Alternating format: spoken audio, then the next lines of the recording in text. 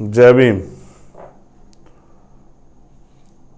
जय भारत, जय संविधान, जय मंडल। और आज एक महत्वपूर्ण लाइव जो एक बड़ा प्रकरण राजस्थान में जिसकी पूरे देश में चर्चा है, और देश में नहीं, मेरे जरिए पूरी दुनिया में के जो का मीडिया है उनके से मेरी इस विषय पे बात हुई।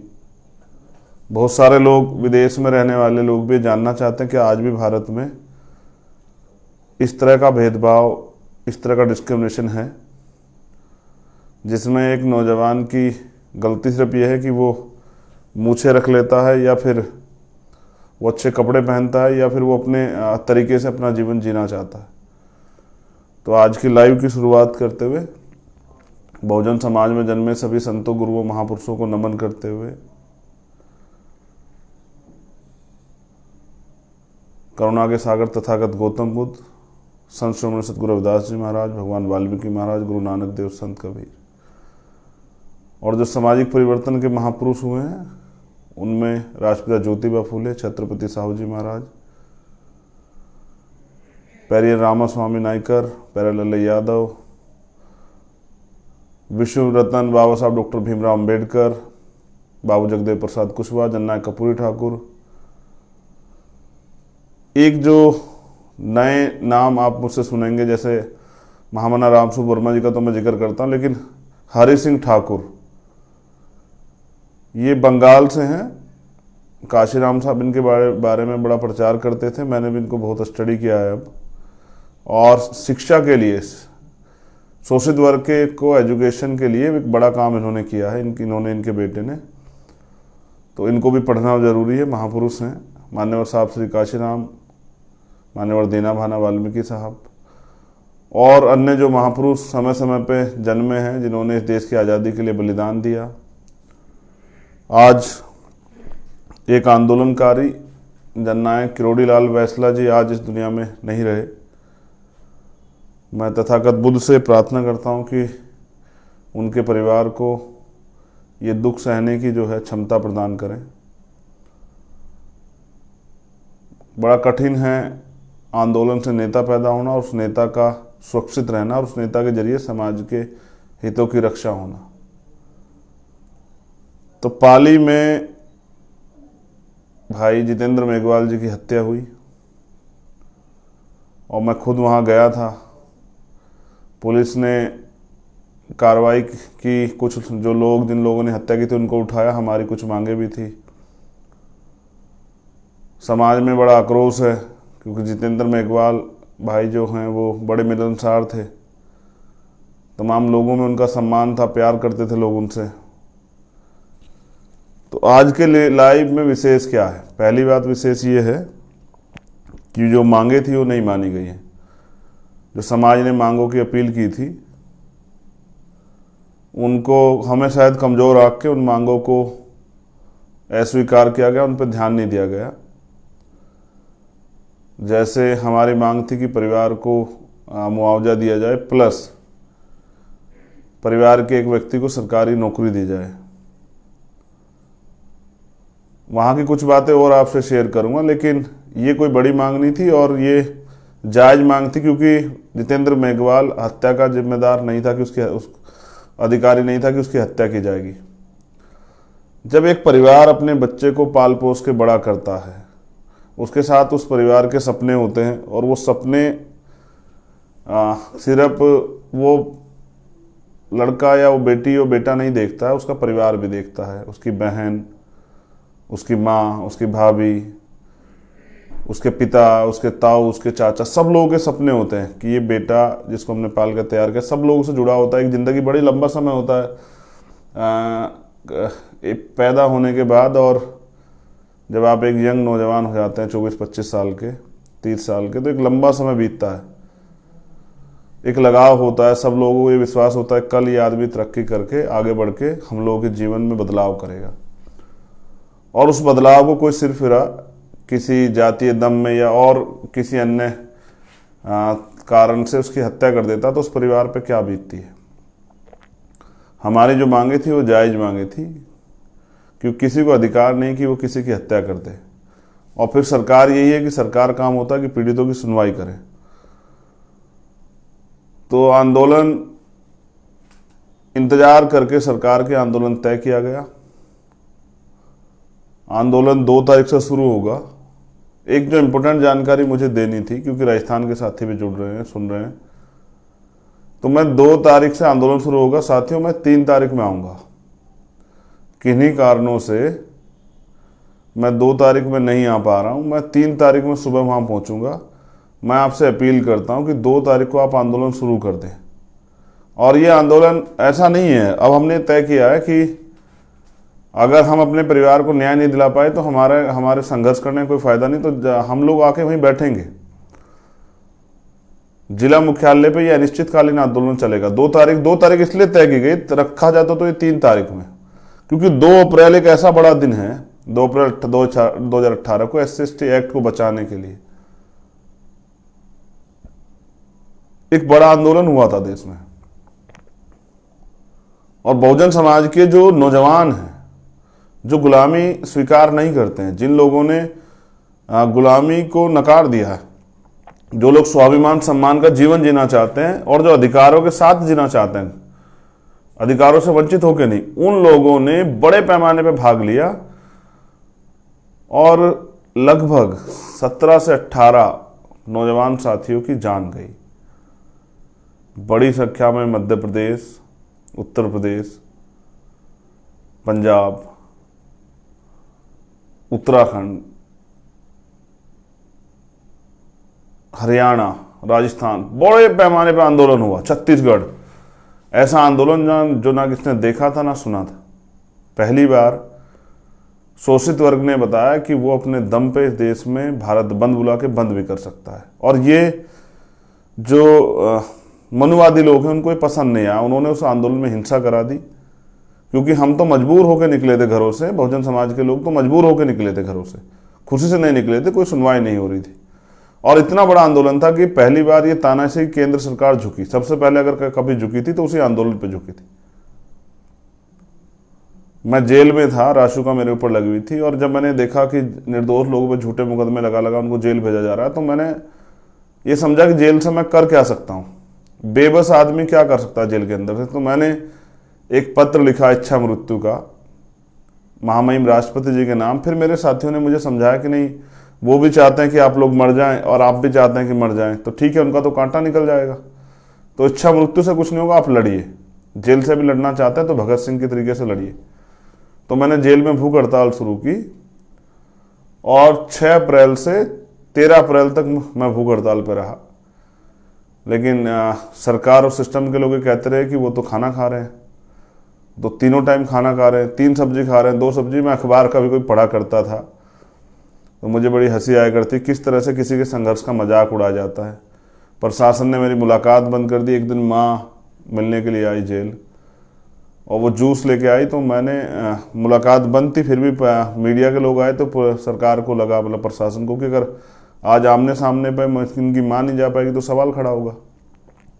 तो माँ ही वो जूस और कुछ मिठाई लेके आई, तो मैंने उनको मना कर दिया कि देखिए माँ, अगर आज मैं ये मुझे कोई नहीं देख रहा है जेल के अंदर कि मैं अपनी तन्हाई में क्या कर रहा हूँ, क्योंकि मैं तन्हाई में रहता था अकेला सोना बहने। एक रात जब मैं सुबह होती थी तो मैं सोचता कि वो दिन आएगा जब मैं यहाँ से निकल के, और इसलिए काम करूँगा किसी और के साथ ये अन्याय ना हो, और अपने भाइयों को जागरूक करने का काम करूँगा। तो मैंने माँ से कहा कि माँ, मुझे कोई देखता नहीं है तन्हाई में, वहाँ मैं चाहूँ तो वहाँ भी पानी पी सकता हूँ, वहाँ भी खाना खा सकता हूँ, लेकिन अगर मैं दिखावे के लिए सब बाहर आके ये करता हूँ और अंदर मतलब अंदर से छिप के कुछ खा पी लेता हूँ, तो ये इससे मैं खुद को सेटिस्फाई नहीं कर पा रहा हूँ, अपने ज़मीर को गवाही नहीं दे पा रहा हूँ कि मैं ईमानदारी से अपना काम कर रहा हूँ नहीं कर रहा हूँ। जैसे एक चोर चोरी करता है तो वो सोचता है कि उसको कोई देख नहीं रहा है, लेकिन कुदरत उसको देख रही होती है। उसको खुद को पता होता है कि वो गलत क्या कर रहा है या सही कर रहा है। उसके दिल में आवाज़ होती है, अगर कोई अपराध कर रहा है कि इस अपराध का कि सज़ा भी उसको मिलेगी, ये सही है गलत है, इसका किसी के साथ अन्याय हो रहा है। तो मैं बार बार आँख पे इसलिए हाथ ले जा रहा हूँ, आँख पे कुछ मुझे दिक्कत हुई है। तो मगर मैं ये कह रहा था आपसे कि तो मैंने माँ को मना कर दिया और माँ ने बाहर जाके कहा कि वो नहीं मान रहा है किसी की। मैं समझता हूँ कि सरदार भगत सिंह शहीद आजम उनके साथी कैसे रहे होंगे, क्योंकि मेरे आज भी याद है कि मेरे चेहरे की खाल जो है वो उतरने लगी थी, स्किन जो है, और मेरे पैर हाथ जो है बहुत वो वीक हो गए थे, मेरी आंखों से दिखना बंद हो गया था और बदन से मेरे खाल उतर रही थी और मेरा जो क्रिएटिनाइन है वो बहुत डाउन चला गया था। 14 अप्रैल को बाबा साहब की जयंती में मेरे बड़े भाई मेरे पास आए मिलने के लिए और उन्होंने मुझसे 2 बातें शेयर की। जो बातें मैंने आपसे पहले बताई कि सरकार भी चाहती है आप मर जाओ और आप भी चाह रहे हो आप मर जाओ, तो सरकार का फ़ायदा होगा, सरकार के खिलाफ जो लोग आंदोलन कर रहा है वो एक कम हो जाएगा, सरकार तो चाहती है ऐसा ही है, और सरकार पे दोष भी नहीं जाएगा।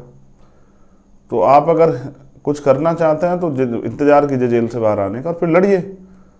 ये क्या बात हुई कि भैया आप यहीं जेल में रहते मरना चाहते हैं? तो मेरी वो बात समझ में आई, अगर कोई समझाने वाला मिलता है, और मैंने स्वीकार किया कि भाई अब ये लड़ाई जेल से बाहर जाकर लड़े, और लड़ भी रहा हूँ मैं। तो इसलिए 2 अप्रैल एक बड़ा दिन है, एक बड़ा आंदोलन हुआ, इसलिए मैंने 2 अप्रैल से शुरुआत की है कि 2 अप्रैल से आंदोलन शुरू हो जाए। 3 तारीख को सुबह मैं आऊँगा और जब तक हमारी मांग पूरी नहीं होगी, 1 दिन हो, 2 दिन हो, 4 दिन हो, 10 दिन हो, हम लोग वहाँ से नहीं हटेंगे। और मैं आपसे भी, आपको भी कह रहा हूँ, राजस्थान के साथियों से मैं आपसे अपील कर रहा हूँ, बहुत हो गया है, बहुत हो गया है, अब नहीं। अब जो साथी आएगा वो जाएगा नहीं जब तक हमारी मांग पूरी थी। इस हिम्मत के साथ आना है साथियों, भूखे प्यासे जैसे भी मिलेगा उसी सहारे रह के आंदोलन को आगे बढ़ाएंगे, लेकिन हम शांतिपूर्ण संवैधानिक रूप से आंदोलन चलाएंगे, लेकिन हम वो पाली डिस्ट्रिक्ट नहीं छोड़ेंगे। उस परिवार को हमने वादा किया न्याय दिलाने का, और एक कार्यकर्ता की, एक अम्बेडकरवादी की, एक बहुजनवादी की, एक संघर्षशील व्यक्ति की पहचान होती है, अगर उसने कुछ कहा तो उसको निभाए। तो ये मैंने तय किया है आप सब लोगों के सहयोग से, ये मेरे व्यक्तिगत बात है, इसलिए मैं की बात कर रहा हूँ। मैं जब वहां जाऊंगा तो हम अपनी बात करेंगे, लेकिन मैंने व्यक्तिगत तय किया कि जब तक हमारी मांग पूरी नहीं होगी मैं वहां से नहीं हिलूंगा। और मैं अपने साथियों से भी अपील करता हूं कि वो 2 तारीख को आ जाएं, लेकिन मैं 3 तारीख में आऊंगा और आंदोलन 3 तारीख से लगातार चलेगा। और ये अकेली मांग नहीं है, इसके साथ और भी मांगे हैं, जैसे 2 अप्रैल के मुकदमे वापसी, और साथी प्रयास कर रहे हैं, हम भी इस पर वो करेंगे, मुख्यमंत्री से बात करेंगे, सरकार से बात करेंगे। भाई हम आंदोलन कर क्यों रहे हैं? इसलिए कर रहे हैं कि अन्याय हो रहा है। अभी आपने देखा नहीं क्या हुआ, भाई मुकेश वाल्मीकि जी हैं, कैप्टन था, उनके बेटे के साथ जो मारपीट हुई है धौलपुर में विधायक द्वारा, और मैंने कल उनसे बात की, क्या नहीं बताया उन्होंने मुझे कितना अन्याय किया गया उस बच्चे के साथ। वो हमारे परिवार का बेटा, हमारा भाई है छोटा, उसके हाथ तोड़ दिए गए, उसकी 10 की 10 उंगलियां तोड़ दी गई, उसकी टांग तोड़ दी गई। महापुरुषों के आशीर्वाद से बच गया, वो तो उसको मरा हुआ छोड़ के गए थे। ये अन्याय हो रहा है राजस्थान में, ये इसी सरकार के लोग ये अन्याय कर रहे हैं, और ये अन्याय नहीं सहेंगे हम लोग, किसी भी कीमत पर नहीं सहेंगे।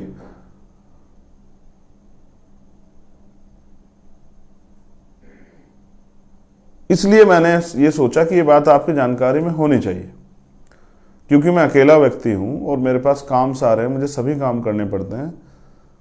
तो मैंने 3 तारीख में मुझे आना है, मैंने 2 तारीख में साथियों से कहा कि बड़ा दिन है, जैसे हम महापुरुषों की जयंती मनाते हैं उस दिन भी 2 अप्रैल इतिहास में लिखा गया, दर्ज हो गया 2 अप्रैल। कोई भी मिटाने का प्रयास नहीं मिट सकता है। एक तरफ हमारे लिए शहीदी दिवस भी है, एक तरफ हमारे लिए वो शौर्य दिवस भी है।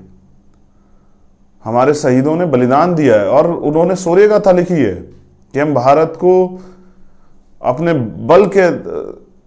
बल से बंद कर सकते हैं, भारत बंद करके दिखा सकते हैं। ये है 2 अप्रैल, इसलिए 2 अप्रैल से आंदोलन शुरुआत होगी। और मेरी आपसे अपील है कि साथियों पहुंचना है, अगर आप इस गुलामी से मुक्ति चाहते हैं, जो अन्याय पाली में हो रहा है, जो मैंने आपको उस दिन बताया, और हम तो और मांगे हैं, हमारी अन्याय एट्रोसिटी तो होती रहेंगी, लेकिन ये तो बंद होनी चाहिए। लेकिन इसके अलावा भी शोषित वर्ग के लोग, वंचित वर्ग के लोग आगे कैसे बढ़े, उनको तरक्की के रास्ते कैसे मिलेंगे, इस पर भी बात करनी पड़ेगी मुख्यमंत्री को। भाई मुझे एक बात की जानकारी वहां लगी कि उस गांव में या उसके आसपास के गांव में अगर अन्याय हो रहा है उसका सबसे बड़ा कारण क्या है? एक जो सबसे बड़ा कारण है वो ये है कि मजबूरी में, आजाद भारत में 70 साल की आजादी होगी, मजबूरी में हमारे लोगों को ताकतवर लोग क्या काम करना पड़ता है, क्योंकि एक जमीन नहीं है, कोई रोजगार नहीं है। देखो भाई, भाइयों के साथ कुछ होता है तो एक बार को मैं थोड़ा सा सोच लेता हूं कि भाई अभी हमारे लोग ताकतवर नहीं, लेकिन बहनों का अपमान ये नहीं बर्दाश्त हो सकता है। हमने अपने महापुरुषों को पढ़ा और हमारे महापुरुषों ने यही सिखाया। और फिर उस जवानी का क्या फायदा जिस जवानी में आप अपने समाज के हितों की रक्षा, अपने देश के हितों की रक्षा, अपने देश की असल जो है ताकत उसको ना दिखा पाओ। मैं भी घटनाओं पे जाने पे ज्यादा भरोसा नहीं रखता हूं, लेकिन जब अन्याय हो और अन्याय की पराकाष्ठा लिखी जाए, अन्याय की पीड़ा इतनी हो कि आपका शरीर जो है खौल उठे दर्द से, आपका लहू उबाल मारने लगे। और अभी आपने देखा नहीं क्या हुआ, कल एक पंचायत होती है, हजारों लोग इकट्ठे होते हैं और किस तरह की भाषा का प्रयोग करते हैं। कोई कहता है चंद्रशेखर की हत्या कर देंगे, कोई कहता है उसको घुसने कैसे दिया। भाई ये आजाद भारत है, ये मेरा भी देश है और हवा आजाद को किसी की परमिशन की जरूरत नहीं है सर। ये मैं एक वकील भी, अपने अधिकार भी जानता हूं और लाखों लोगों का नेतृत्व करता हूं। जिसने अपराध किया अगर उसके पक्ष में कोई खड़ा होता तो वो भी अपराधी। और कीजिए पूरा, मैं तो कह रहा हूं आपको पूरे जोड़ लगाइए, बचा के दिखाइए उनको फांसी होगी, हम लोग लड़ेंगे। तो इसलिए क्योंकि मैं अपनी बहनों से, जितेंद्र मेघवाल की 4 बहनें, मैं जब 4 बहनों से मिला तो उनसे वादा करके कि रोना मत, जब तक मेरे शरीर में लहू का एक आखिरी कतरा तब तक रोना मत मेरी बहनों। मेरा वादा है कि आपको न्याय मिलेगा। और न्याय सिर्फ जितेंद्र मेघवाल को न्याय के साथ साथ वो जो गुलामी सदियों से वहां चली उससे भी न्याय मिलेगा। इसलिए मैं 3 तारीख में आऊंगा। आपसे मेरा अनुरोध है कि 2 तारीख को आंदोलन शुरू कर दें और इस दमखम के साथ आए कि अब हम तभी लौटेंगे जब हमारी मांगे पूरी होंगी। अधिकार मांगने से नहीं मिलते, छीनने पड़ते, और छीनने के लिए बल तैयार करना पड़ता है। शक्ति से परिवर्तन होता है, तो शक्ति हमारे आंदोलन में है और हम अपने आंदोलन को, मैं 3 तारीख में पहुंचूंगा पाली जिला मुख्यालय। आपसे अनुरोध 2 तारीख में आंदोलन शुरू करें। मैं वहां की प्रदेश की टीम से, प्रभारियों से और साथियों से, बहुजन समाज के साथियों से कहना चाहता हूं कि अगर इस अन्याय से मुक्ति चाहते हैं तो अकेले अल्पजन बन के ना लड़िए, बहुजन बन के लड़िए, इकट्ठे होकर लड़िए कि यह अन्याय बंद। फिर उस बात को कोट कर रहा हूं जो गुरु गोविंद सिंह जी ने कही, कोई किसी को राज ना दियो, कोई किसी को ताज ना दियो, जो लियो निज बल लियो। तो अधिकार मांगने से नहीं, लड़ना पड़ेगा, छीनने पड़ेंगे। इसलिए समझदारी से अपने आंदोलन को चलाना है और अगर बलिदान देना पड़े आंदोलन में तो पीछे नहीं हटना है, वो चाहे तन का हो, मन का हो, धन का हो।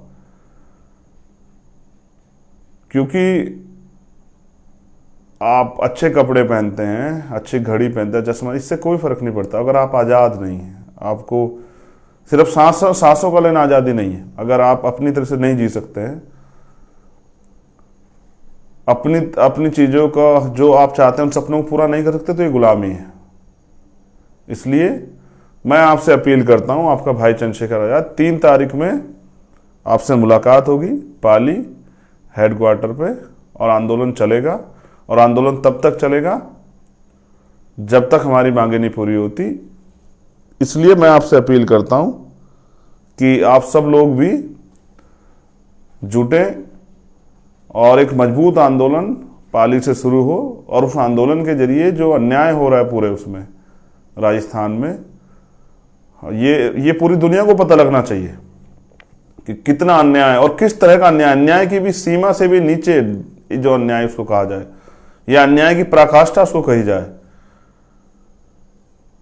कुछ तो ये भी बताया गया कि जो लोग जितेंद्र मेघवाल को न्याय दिलाने आए, उनके गांव में सामंतियों ने, ताकतवर लोगों ने उन लोगों का बहिष्कार कर दिया। यह है राजस्थान। अब बात करते हैं जातिवाद की। इनको लगता है कि भाई पंचायत करेंगे तो चंद्रशेखर डर जाएगा। इससे भी बड़ी पंचायत होगी, आप देखना पाली में। उससे भी बड़ी बात, जब जाति के नाम पे तुम अन्याय करते हो तब कुछ नहीं होता है, और अगर हम अपने हितों की रक्षा के लिए खड़े होते हैं तो तकलीफ होती है। करते क्यों ऐसा फिर? ये 1950 से पहला भारत नहीं है, ये आजाद भारत है।